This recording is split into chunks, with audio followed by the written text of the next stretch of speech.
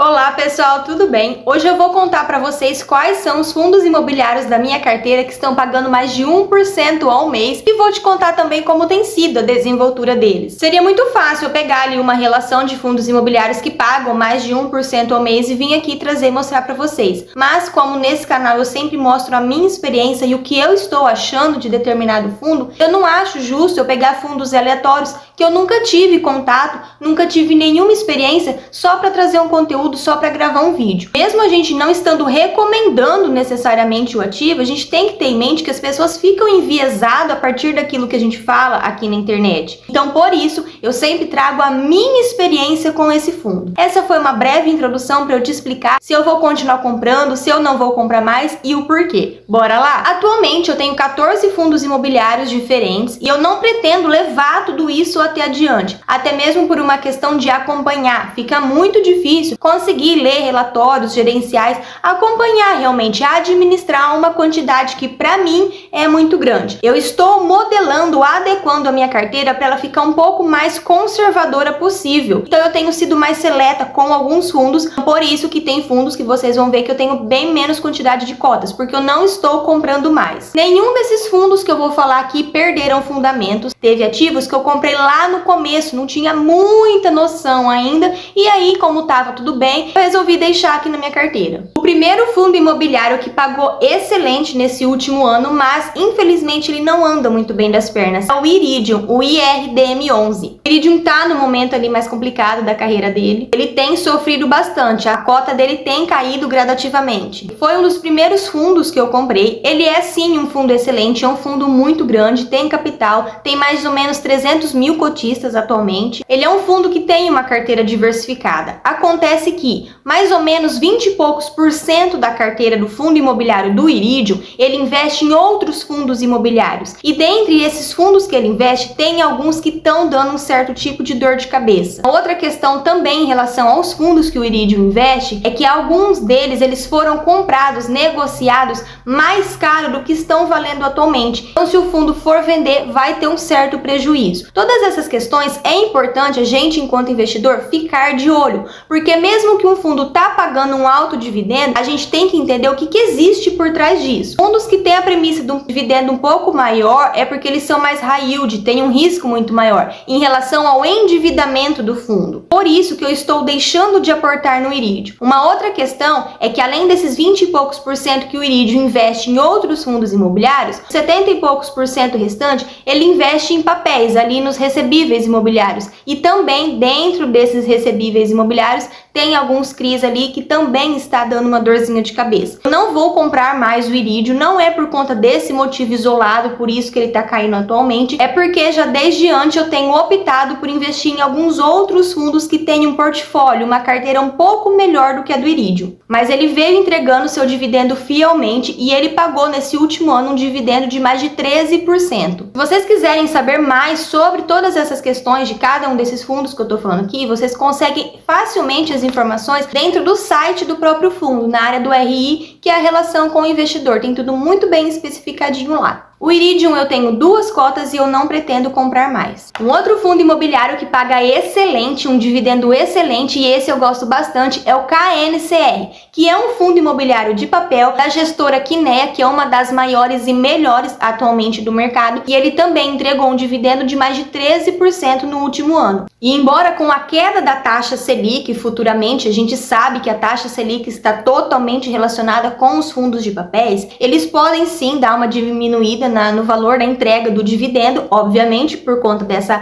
correlação com a taxa Selic, mas o que eu consigo perceber é, os fundos imobiliários de papéis, quando a Selic ela está em baixa, eles não tendem a diminuir tanto, eles ficam meio que lateralizados, tá? Então essa menor oscilação ali é a premissa que eu tenho buscado atualmente na minha carteira. Então eu estou tentando deixar ela um pouco mais perene, se é que dá pra gente falar em perenidade dentro da renda variável, mas a gente consegue observar através do gráfico aqui do KNCR. Observa comigo que dentro do período em que a taxa Selic teve muito baixa, que foi ali em média de 2, 3% ao ano, foi ali em 2020, 2021. Então a gente vê que o gráfico, tá vendo? Ele ficou bem lateralizado. Só começou de fato a subir quando teve aquele boom mesmo, que a taxa Selic começou a subir bastante, que foi final de 2021 ali, começo de 2022. Então é essa estabilidade que eu tenho buscado para minha carteira. O KNCR eu tenho 15 cotas e eu vou sim continuar investindo nele. O terceiro fundo imobiliário que entregou um rendimento excelente esse ano é o famoso queridinho MXRF11. Ele também entregou mais de 13% no último ano e embora tem muita gente ali que não tá gostando mais do MXRF11, fala que já virou carne de vaca, que tá muito popular. Gente, quando o fundo imobiliário é bom, ele é bom. O MXRF11, como todo mundo sabe, ele é também um fundo imobiliário de papel e eu acredito que mais de 90% dos investidores ou tem ou já tiveram algum contato com o MXRF11. Porque, gente, ele ganha em vários quesitos. Ele ganha na acessibilidade, porque foi um dos primeiros fundos a ter essa premissa de ser uma cota barata ali para ajudar o pequeno investidor. Ele ganha nessa popularidade, porque hoje em dia ele é um dos maiores, se não for o maior em número de cotistas, justamente por ser acessível. Inclusive, atualmente ele está fazendo uma nova subscrição de cotas e, consequentemente, por ele ter um número muito grande de cotistas, traz uma liquidez excelente para o fundo. Então, quando o fundo é bom, a gente tem que reconhecer. Atualmente, o PVP, que é o preço sobre valor patrimonial do MXRF11, está acima de 1.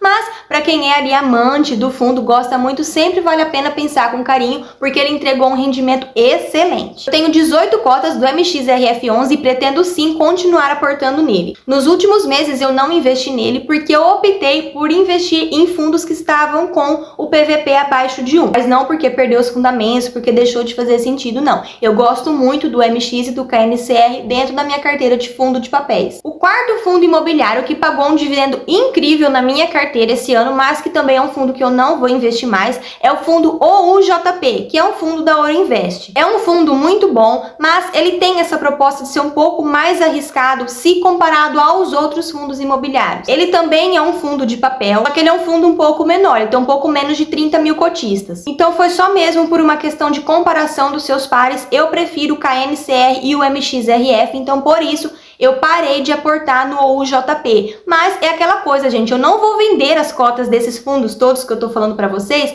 porque eles estão dando resultados. Concorda comigo que não faz sentido eu desfazer de um fundo que está me dando resultado? A grande questão é, automaticamente eles vão sendo diluídos, eles vão sendo desidratados ao longo do tempo, porque eu vou deixando de aportar neles, aportando nos outros. Mas tá pagando dividendo, não perdeu fundamentos, tá me dando resultado, fica ali quietinho na carteira. Como vocês viram, o OUJP é um fundo excelente, ele entregou quase 15% em dividendos nesse último ano. Eu tenho 3 cotas do OUJP, mas por enquanto eu não vou comprar mais. O quinto fundo imobiliário é exatamente o mesmo motivo do OUJP e também é um fundo de papel. É o fundo RECR11. Embora ele tenha ali uma premissa um pouco mais mista, ele tem essa pegada também um pouco mais arriscada que eu estou tentando tirar da minha carteira, deixar de investir. Então por isso eu também não estou investindo mais no RECR. Como vocês podem observar, eu tinha ali uma pegada um pouco mais para os fundos imobiliários de papéis. E é muito engraçado, com o tempo que a gente vai adquirindo mais experiência com os investimentos, eu consegui observar que quando eu iniciei os meus investimentos, que foi mais ou menos ali 1 ano e meio atrás, naquele boom da taxa Selic, onde os fundos imobiliários de papéis começaram a decolar. E aí, queira ou não, a gente fica enviesado pelo momento, pelo atual cenário do mercado financeiro.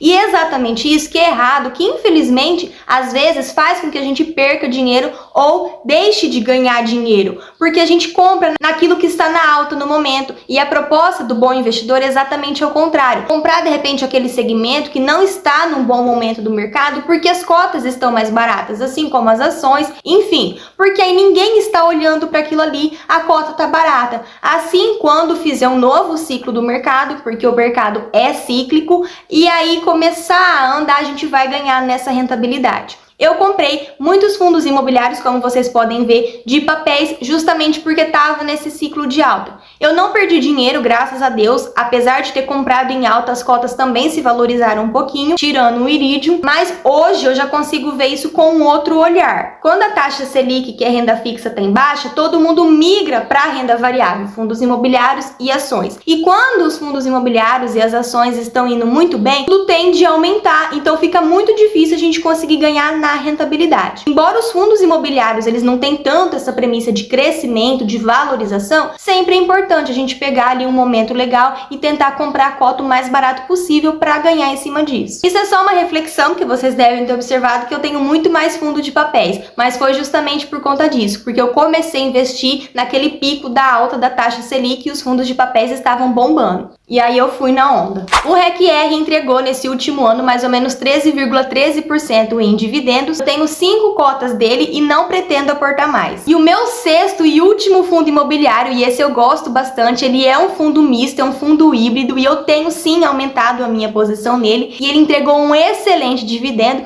é o TGAR, TGAR11. O TGAR, ele é um fundo híbrido, como eu falei pra vocês, e ele é um fundo muito diversificado, gente. Ele é um fundo que ele tem um pouquinho ali dessa pegada um pouquinho mais arriscada, mas esse eu opto por pagar, né, por esse risco retorno, porque ele é um fundo muito bom. Ele tem tido uma desenvoltura muito boa, mas é aquela coisa, é um fundo que você tem realmente que confiar na gestora, porque é muito difícil acompanhar. Ele tem muitos fundos, ele tem um portfólio muito grande. Pegar esse último ano entregou quase 14% em dividendos. Eu tenho 9 cotas dele e pretendo aportar mais. Ele tem mais ou menos 122 mil cotistas e no último mês ele pagou R$1,43 por cota em dividendos e a cota dele está sendo cotada ali na casa de R$118. É sempre muito importante a gente ter uma carteira diversificada e claro que você vai montar sua carteira de acordo com o seu perfil, sempre equilibrando de modo que vai atender melhor a sua expectativa. Nem sempre o fundo que paga mais é o melhor